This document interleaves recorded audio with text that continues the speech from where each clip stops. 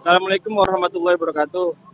Kami dari kelompok 5 ingin mempresentasikan hasil kerja kelompok kami dengan pelajaran teori akuntansi dan judul PPT-nya adalah isi dan elemen laporan keuangan. Untuk kelompoknya terdiri atas 3 orang. Yang pertama ada Cika Setiawati, dan ada Kris Monika, dan ada saya juga dan Albaki.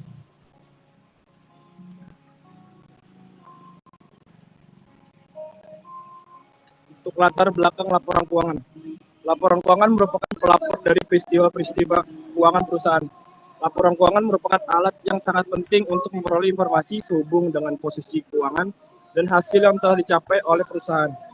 Di dalam penyusunan laporan keuangan sendiri memiliki beberapa jenis laporan keuangan yang memiliki kegunaan dan format yang berbeda-beda. Pada dasarnya laporan keuangan sendiri memiliki beberapa bentuk atau format yang berbeda, namun saling bersangkutan antara satu dan lainnya. Laporan keuangan sendiri memiliki arti yang berbeda-beda, namun terdapat inti atau kesimpulan dari laporan keuangan itu sendiri, yaitu sebuah laporan yang mencatat transaksi-transaksi yang ada pada sebuah perusahaan, organisasi, maupun instansi lainnya. Dalam laporan atau hal-hal yang perlu diketahui seperti tujuan, jenis-jenis manfaat laporan keuangan.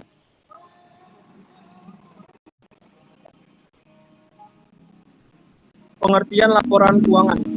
Menurut Kamsir 2013, laporan keuangan adalah laporan yang menunjukkan kondisi keuangan perusahaan pada saat ini atau dalam suatu periode tertentu. Maksud laporan keuangan yang menunjukkan kondisi keuangan perusahaan saat ini adalah merupakan kondisi terkini. Dan menurut Munasir 2010, laporan keuangan itu terdiri dari rencana dan perhitungan laba rugi serta laporan perubahan ekuitas. Neraca menunjukkan atau menggambarkan jumlah aset, kewajiban, dan ekuitas dari suatu perusahaan pada tanggal tertentu. Sedangkan perhitungan laporan laba rugi memperlihatkan hasil-hasil yang telah dicapai oleh perusahaan, serta beban yang terjadi selama periode tertentu. Dan laporan perubahan ekuitas menunjukkan sumber dan penggunaan atau alasan-alasan yang menyebabkan perubahan ekuitas perusahaan. Dan menurut Ikatan Akuntansi Indonesia 2009, laporan keuangan meliputi bagian dari proses laporan keuangan. Laporan keuangan yang terlengkap biasa meliputi neraca, laporan laba rugi, laporan perubahan ekuitas, laporan perubahan posisi keuangan yang dapat disajikan dalam berbagai cara, misalnya sebagai laporan arus kas, laporan arus dana, catatan, dan laporan lain mata kuliah teori akuntansi 5, serta materi penjelasan yang merupakan bagian integral dari laporan keuangan.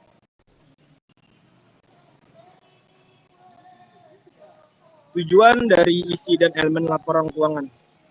Elemen dan isi laporan keuangan memiliki tujuan spesifik yang bermanfaat bagi akuntansi keuangan. Memahami grafik laba rugi perusahaan, analisis statistik, dan status ekonomi sangat penting untuk meningkatkan hasil kotor bisnis. Pertama, dan neraca. Pada waktu tertentu, neraca adalah elemen penting dari laporan keuangan dan memiliki tujuan untuk mengungkapkan dan memperhitungkan posisi keuangan organisasi. Laporan ini memberikan total pemilikan organisasi dan kewajiban yang sama. Selain itu, neraca juga menjelaskan investasi dan dilakukan membuat prosesnya lebih sistematis dan mudah. Yang kedua adalah laporan laba rugi.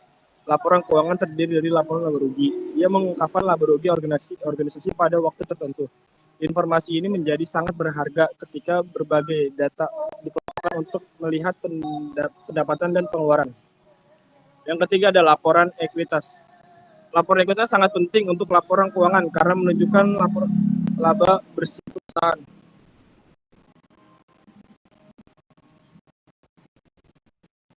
Selanjutnya, itu ada jenis-jenis elemen dan isi dalam laporan keuangan. Elemen dan isi dalam 3 laporan keuangan utama di atas dibahas di bawah ini untuk mendapatkan wawasan yang mendalam tentang maknanya. Itu ada aset, ekuitas, keuntungan, dan biaya. Aset bisnis dapat terdiri dari properti berwujud atau tidak berwujud, sehingga memberikan hak hukum yang dapat diukur dengan nilai yang dapat diukur. Dengan demikian, aset adalah sumber daya atau nilai ekonomi yang memiliki nilai, baik berwujud maupun tidak berwujud, dan diproyeksikan memberikan manfaat di masa depan. Aset dapat diklasifikasi dan dibagi menjadi aset berwujud, yaitu benda atau barang fisik yang dapat disentuh dan terlihat termasuk dalam aset berwujud. Contohnya itu ada mesin, perabot, bangunan, dan lain-lain yang merupakan benda atau barang fisik. Yang kedua itu ada aseta berwujud. Aseta berwujud itu bersifat non-fisik. Oleh karena itu, aset ini tidak dapat disentuh dan tidak terlihat. Contohnya ada goodwill, paten, merek dagang, dan banyak lagi. Yang ketiga itu ada liabilitas atau kewajiban. Menurut pendapat kerangka kerja IFRS, liabilitas adalah kewajiban masa kini perusahaan yang timbul dari aktivitas masa lalu, yang penyelesaian yang merupakan arus keluar dari aset perusahaan yang mengandung manfaat ekonomi. Kewajiban dibagi menjadi dua kategori utama, kewajiban lancar dan kewajiban jangka panjang atau tidak lancar. Yang kedua itu ada ekuitas. Ekuitas memiliki bagian dari perusahaan dalam bentuk nyata berupa saham. Konsep yang tepat dalam akuntansi adalah menilai nilai aset dan biaya kewajiban dikurangi biaya properti dan nilai sisanya. Itu ada investasi oleh pemilik, yaitu meningkatkan ekuitas ketika sumber daya dialihkan dengan imbalan hak kepemilikan yang menggambarkan kontribusi pemilik kepada perusahaan. Investasi oleh pemilik mewakili saham perusahaan yang ditukar dengan uang tunai. Yang kedua itu ada distribusi kepada pemilik. Ini merupakan penurunan ekuitas yang diakibatkan oleh transfer ke pemilik.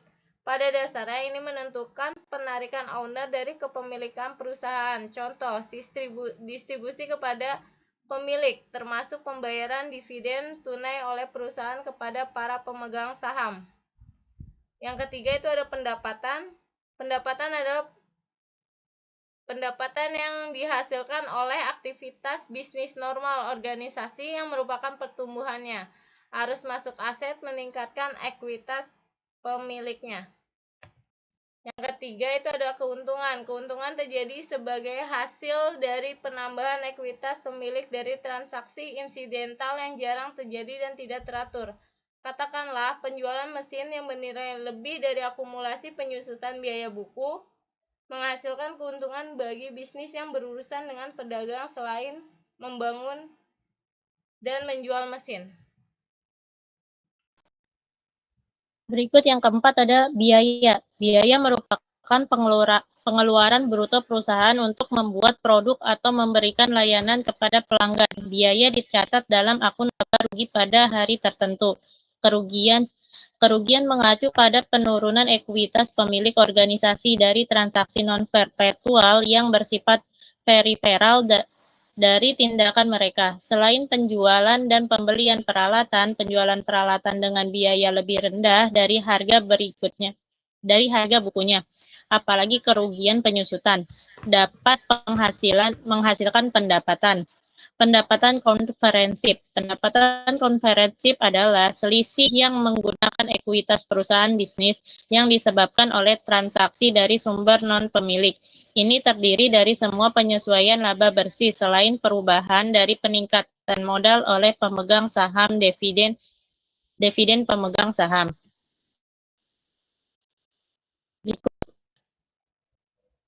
Berikut manfaat membuat laporan keuangan. Yang pertama ada memantau kondisi keuangan sebuah organisasi sangat penting untuk memastikan hasil dan keluaran yang baik. Dasar-dasar laporan keuangan membuatnya lebih mudah dan terorganisir. Hal ini juga memberikan wawasan yang jelas tentang posisi keuangan bisnis. Yang kedua, menulis laporan keuangan yang tepat dapat mengetahui pos pengeluaran yang boros dan menjamin efisiensi dan penghematan. Hal ini membantu individu untuk menggunakan dana ke dalam investasi yang berharga dan menguntungkan. Yang ketiga, elemen-elemen laporan keuangan seperti kerugian, kewajiban, dan keuntungan menjadikan laporan yang diberikan sebagai alat pengambilan keputusan. Isi dalam laporan keuangan ini membuat organisasi menjadi alat pengambilan keputusan yang sangat baik. Berikutnya ada kesimpulan. Laporan keuangan adalah laporan komprehensif dari semua transaksi bisnis, termasuk rincian pengeluaran dan pendapatan. Ini menunjukkan posisi keuangan suatu perusahaan selama tertentu.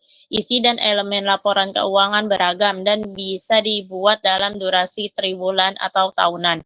Laporan diciptakan untuk memberi bisnis pengawasan atas transaksi keuangannya dan membantu memperkirakan kebutuhan di masa depan. Ini adalah pelaporan semua informasi terkait akuntansi untuk penggunaan atau kelompok penggunanya. Laporan ini biasanya dirilis ke publik dalam bentuk laporan keuangan untuk memahami kondisi keuangan suatu organisasi. Untuk mengambil keputusan bisnis lebih lanjut dengan perusahaan tersebut, pihak eksternal terkait dapat berupa pemegang saham, pelanggan, kreditor, otoritas pemerintah, dan lain-lain yang berkepentingan dengan laporan ini. Sekian dari yang dapat saya sampaikan, kurang lebihnya mohon maaf. Terima kasih. Wassalamualaikum warahmatullahi wabarakatuh.